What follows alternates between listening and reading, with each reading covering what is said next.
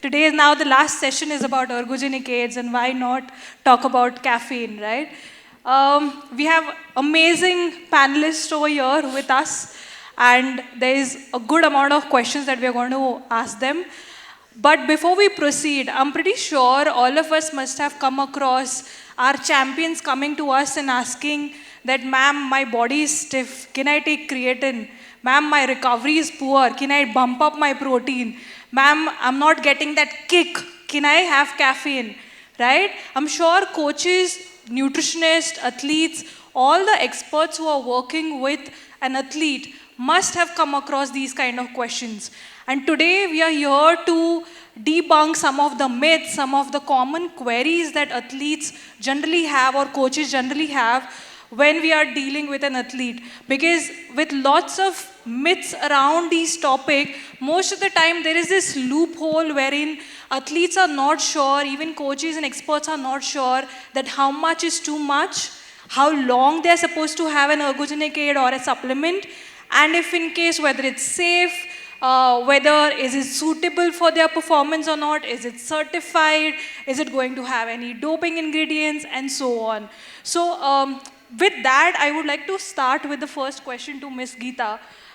With the increase in the use of ergogenic aids, what kind of trends have you seen change? And what guidelines an athlete should follow, especially when they are consuming or having any of these kind of ergogenic aids, so that they can get the most out of it? Thank you, and I thank Sports Planets for having a wonderful day. First and foremost, can we have people who have ever used a supplement stand up?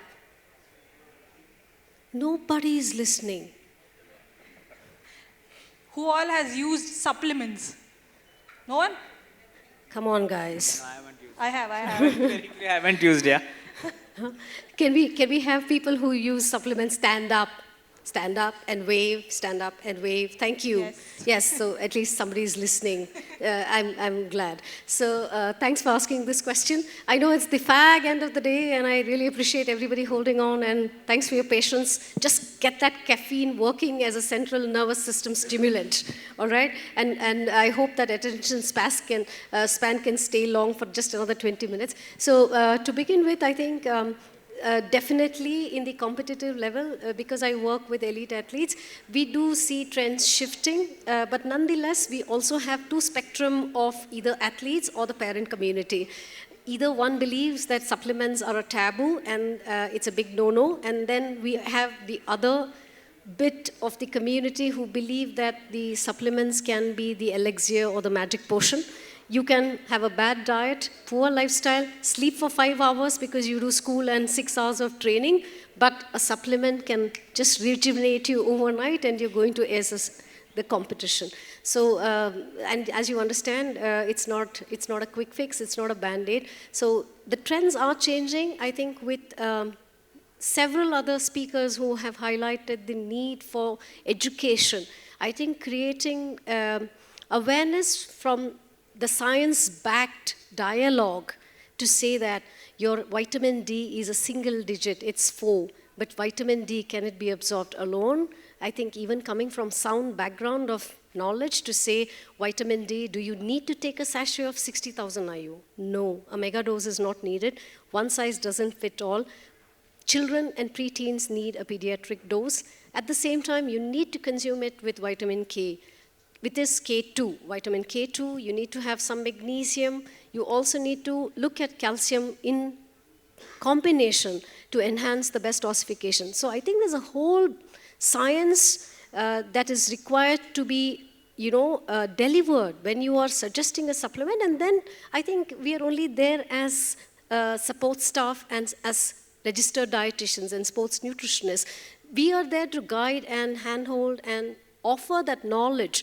And eventually, I think the onus should be on that athlete or the immediate parent community to kind of team up with us and understand what are the advantages of taking care of these deficiencies. Because honestly, as support staff, we can prevent medical bills. We can prevent those injuries in young children. With already a high training load, if we do not offer that extra support, and as the biochemist who sucks blood just mentioned, right, the athlete parameters are different. So in athletes, if you see, because I've studied from Olympics, and I also currently offer a program which is free to join for anybody from NPTEL, National Program Technology Enhanced Learning, which is IIT Madras. I'd urge for each of you to join when this offers in the coming year in the next cohort. This education comes from 22 years of experience, what I'm, talking from.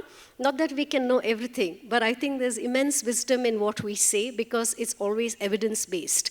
So in many ways, the parameters as per the Olympic guidelines are way too higher for an athlete because the requirement is larger. So yes, the trends are changing. It's important to understand that particular athlete's parameters, the biological or your biochemical parameters as blood tests, looking at their symptoms, their tradition, their culture, and to look at bridging that through diet. Of course, as dietitians, we always say, look at your food first. Eat your good quality protein first, and then you look at a protein supplement if you fall short of your intake. We are never saying just do these supplements without aligning your lifestyle, your sleep, your recovery, and your food first. So ergogenic aids, performance supplements, be it even the medicinal or the nutritional supplements that are needed to address deficiency, there is definitely a shift. Maybe with education, the athletic community embraces this better, but I think it's important for us to reiterate it, remind them. Sometimes they forget to take these supplements on time, and also to use it in a very scientific manner, periodized to peak season, particularly if you're using performance supplements or ergogenic aids, and with the right guidance under a registered sports dietitian or a sports physician. I think it's not like you just take 3 scoops of beta-alanine, 1 hour prior to the race and you're going to, sprint better than what you did. It's not that, but I think to understand the loading phase versus existing, the protocol to assimilate that maximum into your muscles. Yeah, I think you correctly pointed it out, and in the earlier panel discussions also, we understood that the blood parameters, the normal range of the blood parameters is different for athletes, and same goes for the supplementation as well. We cannot have the same rule as of a general population versus an athlete, because there is a shift in the blood chemistry as well, irrespective of whether you give them supplementation or not, because everyone's absorption is different, everyone's metabolism is different, the training phases are different. And adverse reactions. The side effects of paresthesia, especially in ergogenic aids, you need to just, like she said, stiffness with creatine. You load them with 5 grams in one shot. Of course, 20 grams is no longer done. But even if you give 5 grams in one shot, so I think to understand how to scaffold it, how to build it up, what's the dosage, time, duration, and how safe is it based on the age and also the training season. It may not be needed all times. And it's also correlating to the training load. I think that would be ethical approach. Understood. Very well said. Now coming to Abhinav, at PPBA, especially when we talk about badminton players, there's variety of skill set that they need to use when they are playing, right? So do you practice or have you seen any sort of a difference with regards to recovery and optimizing their performance through ergogenic aids? Thanks for the question. I joined them about 4-5 months back, and like how we were discussing in the morning, I'm no expert on nutrition. And my role primarily is to make sure that all the departments works collaboratively. So the SNC team, the physios, the nutritionist, there weren't any when I joined. And that was quite surprising to me. So we had a nutritionist who took care of all the academies there, and the extent to which that their support came through was making sure that the meal plans given on a monthly basis covers all the macros, micros, and things like that. But in my experience, that doesn't really put an athlete in any better position to perform and to recover per se. So the first thing that I did was to pitch into the stakeholders that we need a full-time nutritionist. And surprisingly, even when I did a lot of interviews for nutritionists, their question was that, can I not do it on a remote basis? And I understand why that question might be placed. But to me, if there is a person physically present there to whom you can ask questions on a daily basis, give feedbacks, and then monitor things on a long-term basis, that makes a difference. So we have kids right from the age of 12 going all the way up to 27, 28. And everyone's needs and requirements will be different. So that optimization is what I'm trying to do as of now. So fortunately, we do have a nutritionist coming on board shortly who will play a larger role, not just in terms of planning the meal and menu on a daily basis. Correct, because it's a combination of both, like your nutrition, food, and the supplementation depending on how they are performing. So coming to Arjun sir, now you are a former hockey player yourself, coach as well. What has your experience been? Because we spoke since morning a lot about grassroots athletes, and you're closely working with a lot of grassroots level athletes. So what are the key nutritional gaps that you have come across that we need to probably focus on in order to make sure that nutrition and supplementation becomes quite affordable to these grassroots level athletes? Shreya, thank you. Firstly, I think I'm not too knowledgeable like panelists here on in detail, but as an athlete, what I went through as a kid and then at the top level and then we are again an organization, I can tell based on that experience. So as a kid, when I came up, I've come from a poor family. So it is like, and for the starting point was, yeah, तीन वक्त का खाना मिल जाए. So that is the way most of the athletes they've come through. They go through that. Out of 10, you can say 8 to 9 of that, one or there here and there that they'll have this little bit of family background, the financial help. So where everything will be in the process. This is what I went through when I came to hostel in the state hostel or a Sai hostel. There is no nutrition or a planned program is run through. It is when you get into the national camp, that too not in the earlier days, from around 4 or 5, 6 years back now, getting into Sai, you see there lots of nutrition detail. The chef comes in, speaks to the athletes, coaches, the requirement from the team. That is how it's working. In earlier days, in 2009, we are fighting for the national team to have one small recovery drink when we go for the matches in the major events like Commonwealth, Asian Games, or World Championships. It's quite tough for us. At the top level, I'm saying, at the grassroots level, still, if you go visit any hostel in a state or a Sai, it is still almost the same. I know I might be sounding quite harsh, but the hard reality is that. So if everything comes down to here, the implementation is very important from Sai and the state government, all the stakeholders who are working, they all has to be accountable. From the kids to the top level, the education is very important. Why I'm saying this, if you get into hostel point, the coaches or directors who are working there, they listen to this, they go back, that I don't think it is implemented there. So these are the basic things, any athlete go through it. At the top level, how she suggested, when you reach, for example, let us take Neeraj now, we speak about Neeraj, right? Post-it, who is there? No one is there. Neeraj also would have gone through the same journey what I went through. So it is quite tough. That's one request, I think, from an athlete's point of view, I can say, whoever is involved in this journey, I would request them to implement at the grassroots level. It is very important. At our organization, we try to educate people more than kids. I think parents are very important. So that's what, and we try to give them in 2 weeks' times, once they will give them nutrition session for the kids, so that it's not like an education point to make them very clearer on the things, just to make them understand this is important to be part of, to be national, I mean, to athletes to grow. So that is where we try to accommodate all these things as a kid. Because what I went through, it was quite tough. मैं मेरा बारे में बोलूँ, it is when I came into hostel in Bangalore, 7 रुपए मिलता था मुझे दिन का. So I had to manage my 3 meals a day. In 94, 95, I'm saying. When I came into national camp, for us the recovery part was dalia or एक केला मिल जाता. And chai मिल जाता तो. So that is how the journey was. I think lots of things have changed. The progress has been happening, but I feel that this implementation go to the grassroots level. So then the result starts coming in. This Olympics also 7 medals. I don't think that is. I'm saying this on a different angle, but everything boils down to there. It is from the grassroots level. I think nutrition also starts there. I think. Hope I'm correct, ma'am. Yes, sir. What I'm saying is correct. I hope it. Absolutely. ಎಷ್ಟು ಜನ ಕನ್ನಡ ಮಾತಾಡ್ತೀರಾ? ಖುಷಿ ಆಯ್ತು. No, I think what you said is 100% correct. Like, we've been talking about grassroots level since morning, and every expert that has come today was talking about education, was talking about awareness.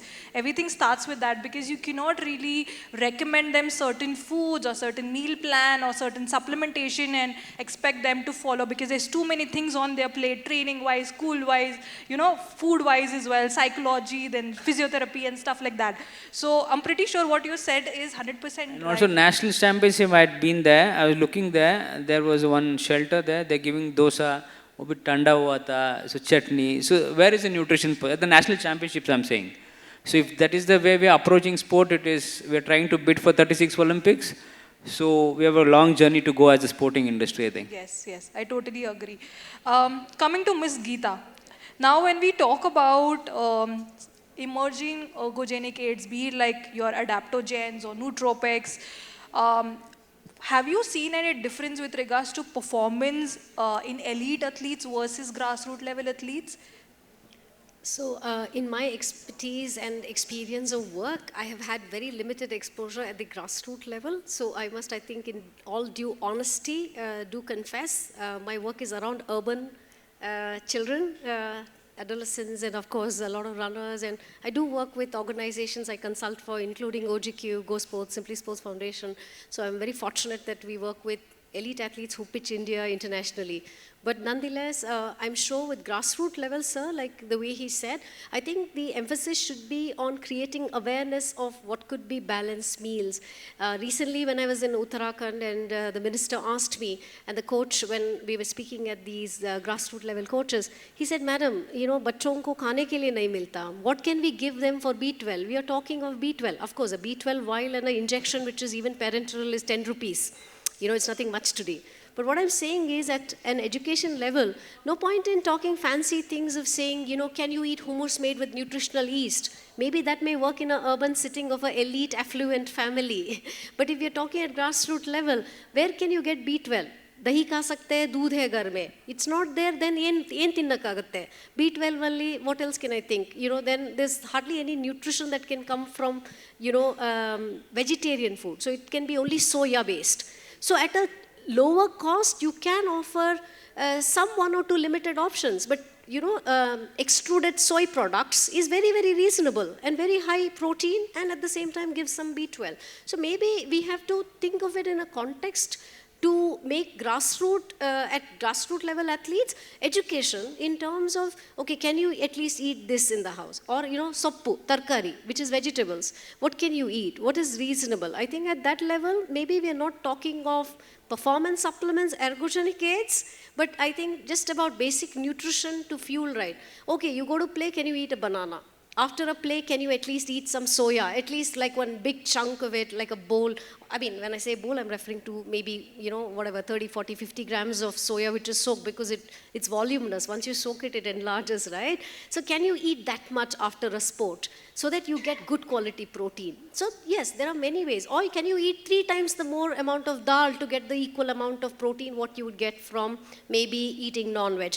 So I think to simplify it, not talking things like if you do muscle protein synthesis, you want to eat 30 grams of protein and this is the Olympic guidelines and you distribute 30 into 4 meals.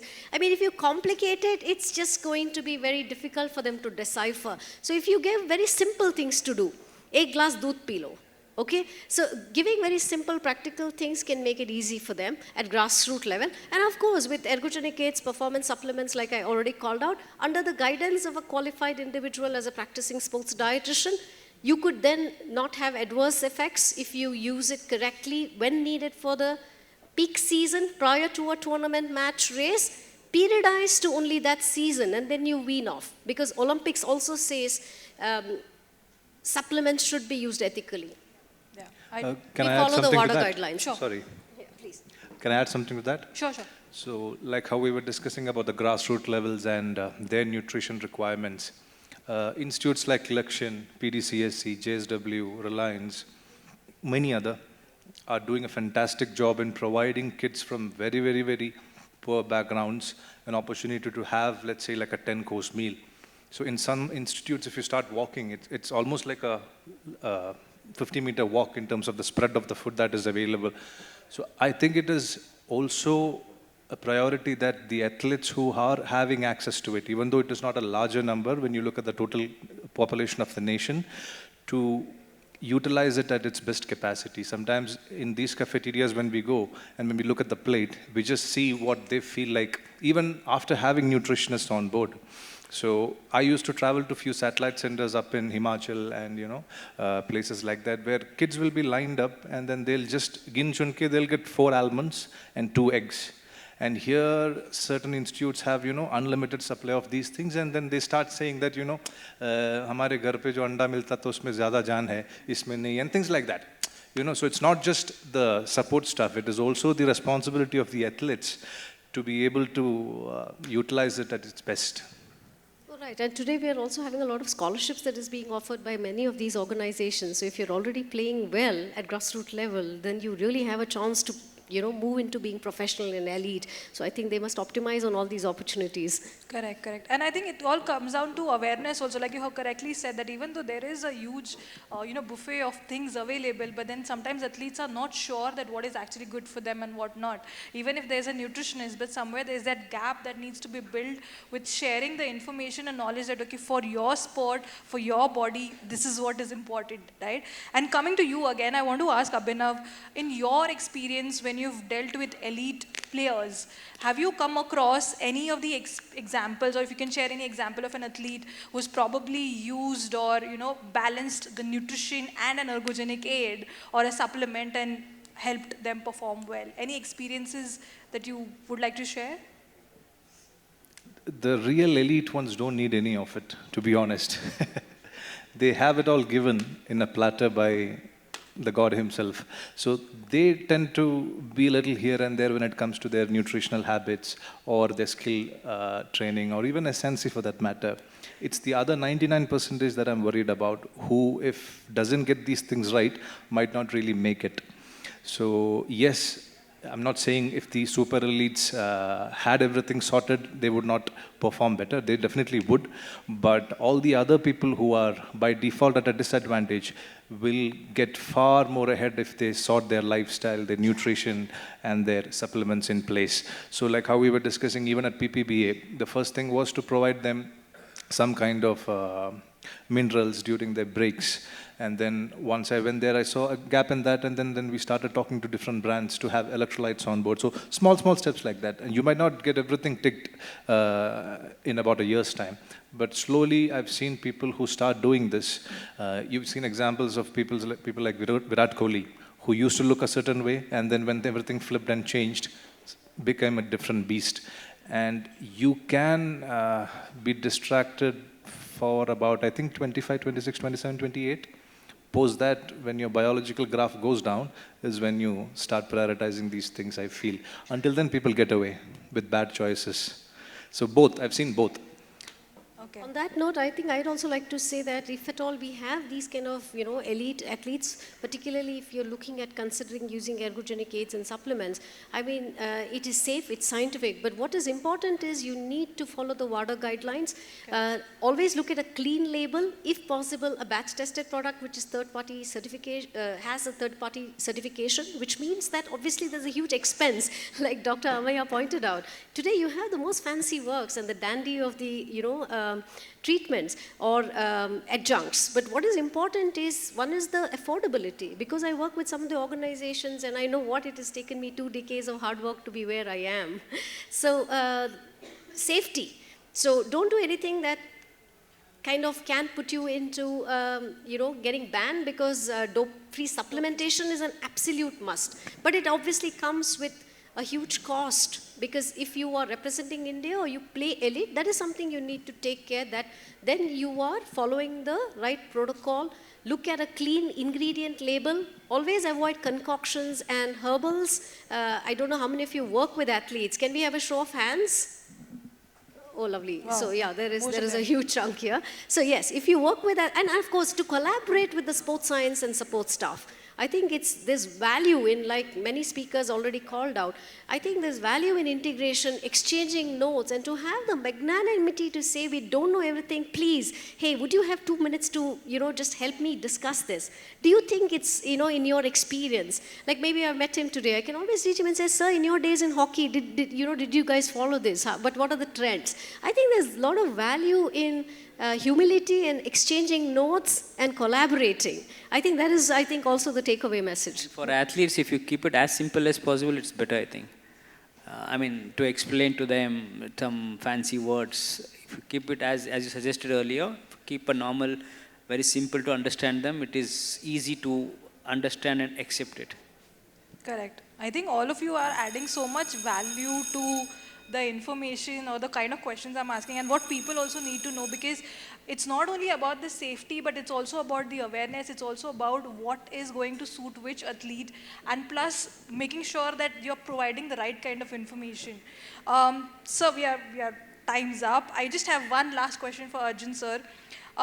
You're working with Lakshan Academy, right? So what are some of the key foundation steps that you are taking to make sure that the athletes are understanding the importance of nutrition first over the supplementation? Because supplement do come as a part of the entire athletic journey, but what are some of the steps that you as an academy is taking into consideration to make sure that the athletes are getting the right information? See, at this point, we are just a 1-year-old as an organization. So we have got around kids from a 4 months old toddler to a bigger age group, but the average age is around 7 to 12 or 14 in between that.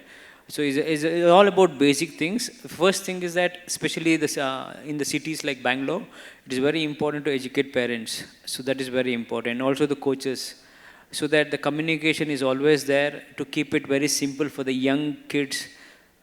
There are no big athletes for us. We haven't gone in that way. We want to have a grassroots completely to build our own athletes. So we are trying to educate them in a best possible way to understand them, where there is no fancy things or keeping a classes for 45 minutes or 1 hour. The young kids, we just want them to understand this is very important to be, this is an important part to be a good for the next, as if you want to grow as an athlete, this is an important part. So that's where we're trying to create an awareness. And as I said, we try to implement, because me and Dhanraj within the organization, what we went through as an athlete, we try to put it across to the kids so that they can understand. I know we come from hockey.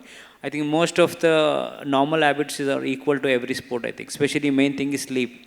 If you eat well at the correct time, if you sleep well, the recovery takes place. So these basic things we try to make awareness to the kids, and especially for parents. As I said, parents are very important to deal more than kids, I think. That is a big take and big task for us to educating parents it is. I totally agree. Thank you so much, expert. And now we'd request Mrs. Anita Sutrave, Director of the Sports Planet, to please come up and felicitate our panelists.